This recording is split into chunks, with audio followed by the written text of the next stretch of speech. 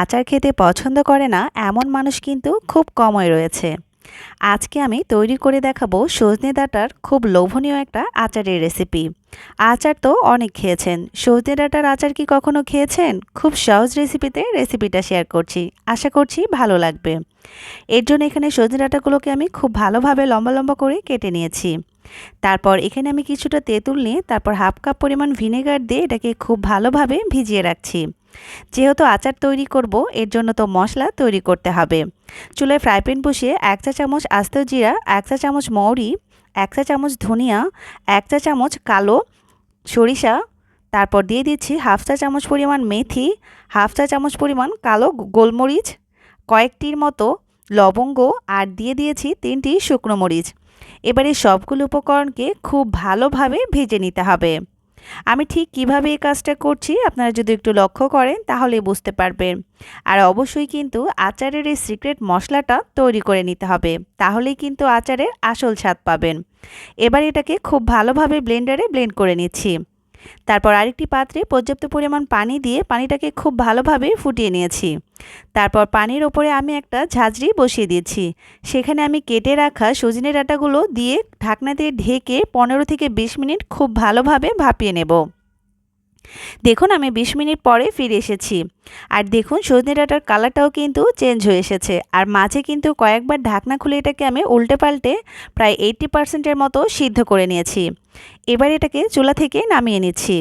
তারপর আচার তৈরির জন্য চুলায় আমি আরেকটি পাত্র বসিয়ে সেখানে আমি দিয়ে দিচ্ছি হাফ কাপ পরিমাণ সরিষার তেল।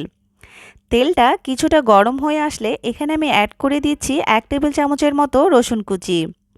তারপর দিয়ে দিচ্ছি এখানে আমি 3টির মতো শুকনো মরিচ। তারপর দিয়ে দিচ্ছি এখানে আমি 1 চা চামচ কালো জিরা। এবার এই সবগুলো মশলাকে খুব ভালোভাবে একটু সময় তেলের মধ্যে ভেজে নিচ্ছি। যখন দেখবেন এগুলো থেকে খুব সুন্দর একটা গন্ধ ছড়িয়েছে, ঠিক সেই পর্যায়ে এখানে আমি অ্যাড করে দেব আগে থেকে সিদ্ধ করে রাখা সজনে ডাঁটাগুলো। দেখুন আমি সজনে ডাঁটাগুলো দিয়ে নিয়েছি। তারপর এটাকে খুব ভালোভাবে সবগুলো মশলার সঙ্গে নেড়েচেড়ে কিছু সময় ভেজে নিচ্ছি। আর অবশ্যই কিন্তু এই পর্যায়ে চুলার জালটা মিডিয়াম লোতে রাখবেন। তারপর দেখুন সবকিছু খুব ভালোভাবে মিশিয়ে নিয়ে এখানে আমি অ্যাড করে দিচ্ছি স্বাদ মতো কিছুটা লবণ, 1 চা চামচ মরিচের গুঁড়ো, হাফ চা চামচ হলুদের গুঁড়ো, আর দিয়ে দিচ্ছি আগে থেকে তৈরি করে রাখা মশলাগুলো। আমি এখানে অর্ধেকটা পরিমাণ মশলা ব্যবহার করেছি, বাকি অর্ধেকটা পরে ব্যবহার করব। এবার এই সবগুলো মশলা খুব ভালোভাবে নেড়েচেড়ে মিশিয়ে নিতে হবে। এই পর্যায়ে একটাই কাজ, চুলার জাল মিডিয়াম লোতে রেখে সবগুলো মশলা খুব ভালোভাবে নেড়েচেড়ে মিশিয়ে নিতে হবে। তারপর এখানে আমি অ্যাড করে দিয়েছি আগে থেকে ভিজিয়ে রাখা তেঁতুলের মিশ্রণটা, যেটা আমি ভিনেগার দিয়ে ভিজিয়ে রেখেছিলাম। এবার এটাকে দিয়েও সব কিছুর সঙ্গে খুব ভালোভাবে নেড়েচেড়ে মিশিয়ে নিচ্ছি। আর অবশ্যই খেয়াল রাখবেন এটা যেন কোনোভাবেই পাত্রের তলায় লেগে না যায়। আর এই আচার তৈরিতে কিন্তু কোনোভাবেই এক্সট্রা কোনো পানি ব্যবহার করা যাবে না। তারপর এখানে আমি দিয়ে দিচ্ছি 1 চামচের মতো লেবুর রস। লেবুর রসটা দিয়েও সব কিছুর সঙ্গে খুব ভালোভাবে নেড়েচেড়ে মিশিয়ে নিচ্ছি। তারপর দিয়ে দিচ্ছি এখানে আমি 1 চা চামচের মতো চিনি।